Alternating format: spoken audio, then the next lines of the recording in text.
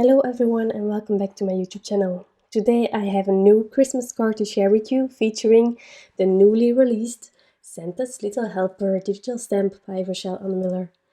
So I started by printing this image on Transotype perfect coloring paper and well, I kind of had an idea how I wanted my card to look. So I'm first going to die cut everything and then I will start the coloring.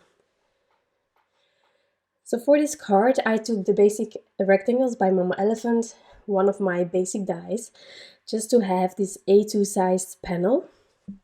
And then I took the Stacked Mary by My Favorite Things, which is a great die, a really lovely font as well. It was going next to the image.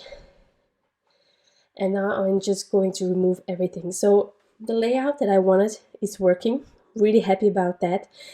So now I can focus on the coloring. I'm not going to throw anything away from the die cut Mary. Later on I will inlay all of those tiny pieces, so definitely keep them. And then the Mary I will not use, but I will keep them in the back of my pocket from this die, so that later on, if I have another card and I want to layer multiple Marys on top of each other, I already have one die cut. For the coloring of this Santa's Little Helper, I decided to, well, first do kind of the basics like the skin tone, but I'm not going red. I decided to go pink for this card, which is something that I don't do often. I really love like the standard Christmas colors, like the really wonderful reds that are out there, and then the greens and stuff. But for this card I went with pink and then kind of a bright green as well. And I really love how it turned out. It's a bit different from my usual, but I think I will do this more often. And I also really love the pink combination. You will see later on one of the markers, not this one, but one coming after, I think, is like it's kind of fluo or fluorescent if you start coloring with it. But actually, so that's one of the reasons why I haven't used that marker often, or maybe never. But once you add it, it actually mutes out a bit, and it works so great for this combination. So in case you want to revisit combinations, you can definitely check out my blog post. But just in case, I'm using RV 25, 13, 21 and 10. And I must admit I was really scared about the RV 13. But as you can see, this combination works, and it's not like fluorescent or anything like that. It's a really sweet, lovely pink color. So aside from this digital stamp, there is another one as well with snakes, because it's the year of the snake. That is coming up for New Year's, so you can definitely have some fun with that. But I also think that digital stamp can be used for so many other occasions. It's really cute, and I will be featuring it somewhere this month as well, but on the Rachelle Anne Miller YouTube channel. So in case you are not aware, there is a Rachelle Anne Miller YouTube channel. And each month I'm sharing one card here and one card over there. So if you are missing some videos of me, maybe you still have some videos to look at over there. So definitely go check it out, because each month there is one here and there. It would be a shame if you would not see like half of the videos because you're not aware of it.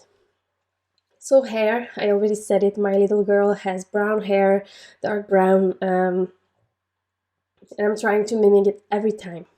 There is like, before I was like every time thinking, okay, I did brown previous time, so maybe now blonde, maybe black ones, all those things. Now I'm just brown all the way. I'm not trying to do each time the same browns to give some variety, but while I'm not doubting anymore about the color of the hair, it's going to be brown all the way. I love it. I love her. I'm obsessed with her, so there you go. For the bunny, I'm using a really soft warm brown as well, and if I'm not mistaken, I'm going to use the same, is it a bunny or is it a dog? It can be both. Okay, it's a dog, according to my blog and when I was coloring it, but now I'm like thinking a bunny with like the ears hanging, which is a great idea as well. But The same browns will be used on the back, I think. Really simple coloring also. It's not a big area, so you don't need tons of markers to have a lovely combination. So depending on the size of the image that you're coloring, that can also vary. Here in the pink combination, I decided to also do the berries pink, and then for the hearts, as you could see, I'm not using every marker that I used in the pink combination. I'm using a few because it's such a small or tiny area that you have enough with already 2 markers, sometimes 3. It's all up to you. And don't forget, there is also the tip-to-tip method, which gives you an extra marker kind of idea along the way. So here the bag also, concerning like the shadowing, you decide where you want them. It doesn't have to be realistic or anything. For this image, I actually went with like how the images are facing. So the bag is behind the girl. I'm doing the same shadowing as for a girl, but like the dog or the bunny, however you want to look at it, is facing towards the left. So there I switched from sides with the shadowing. I just had some fun with the coloring. That's all it is. It's all up to you how you want to. Now to go behind the Mary, I actually originally wanted to just add one color, and then I took my my colored cardstock by Concord the 9th, and I actually wasn't sure about which one. There are so many lovely colors. I wanted to have a color that was returning with the image that I colored in, and Sprout, Parsley, Ballet Slipper, and Honeysuckle were really good options. And then I thought, well, if you cannot decide, why don't you go stripes? So I trimmed down multiple strips of cardstock, and then I laid them next to each other on this just scrap piece of paper that I covered with some score tape. And I'm just going to create my own pattern paper with these colors that are returning in the coloring of my image. So I did that. I took my time. It's really therapeutic to make your own pattern paper. So I did that without being hurried. I didn't want to have the same order each time, so I varied as well there. I also have thinner strips of paper, thicker. I'm just taking my time to assemble this pattern paper, and then later on I will trim down a piece that I want to use to go behind the Mary. And I'm so glad that I did this. If you don't want to create your own pattern paper, maybe you have some cardstock or pattern paper in your drawers that can work perfectly with the colors that you use on your image. You can also see which pattern paper you want to use behind a specific die cut word and base your colors on that. That's also an option, but I wasn't as far progressed in the planning of this card to know that. But here I'm just trimming off the excess, and then I decided to check out what was working and not. The funny thing here was that I laid it underneath, and I was really happy with placement of of my pattern paper, and then I trimmed here another piece. And for a bizarre reason, I wasn't happy with the stripes that I trimmed down here. Now the thing was also, when I tested it, the stripes were oriented another way, as you can see here. And in my head, it was working better when the diagonal was going upwards and not downwards. So I had to trim down another piece. I just checked with the Mary whether it was big enough.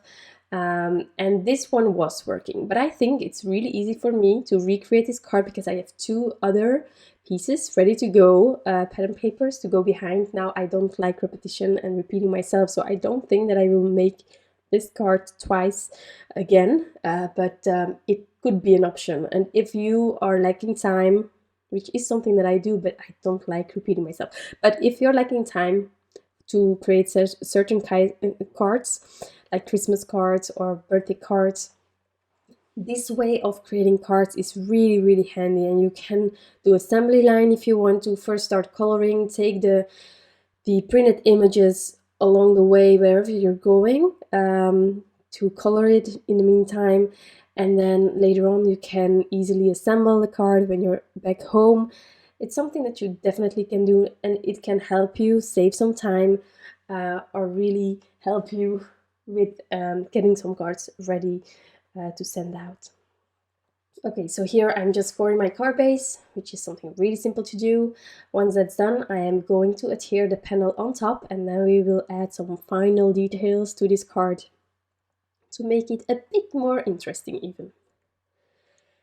So I'm using some adhesive roller, that's the way that I prefer adding my panels. And then as final embellishments, I decided to, of course, add some NUVO crystal drops. Here it is simply white, and I love adding it to all of the white areas of like the Santa hat and then the clothing. It gives something extra, the gloss, the thickness. I really love it. Sometimes I skip it because some images aren't as easy to cover with this if there are tons of details. At certain areas it can be really tricky, like here I needed to watch out for like the leaves here of that berry, and then of course there are some details of the dog and such.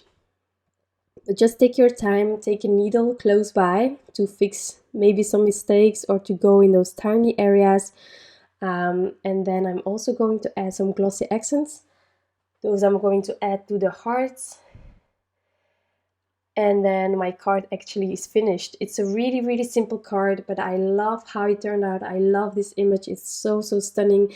Design team created some spectacular cards with it as well. And don't forget to check out the other newly released digital stamp. Again, I'm going to feature it during this month on the Rachelle Anne Miller YouTube channel, so I hope that I will see you there as well. Thank you so much for being here, watching this video, taking the time for it. I truly appreciate you all being here and supporting me. I wish you all an incredible day, and I'll be back soon with some new crafty inspiration. Bye!